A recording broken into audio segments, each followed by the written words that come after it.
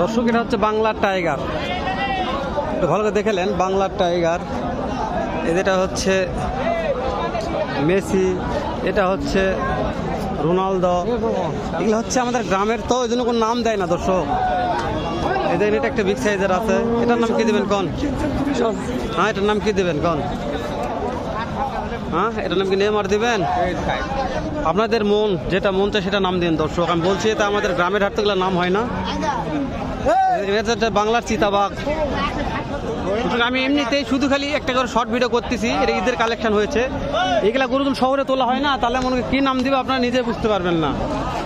দেখছেন এটা হচ্ছে হরিণী, তার আর অনেক আছে কালেকশন দর্শক, আমি কালেকশন দেখাতে পারতেছি না।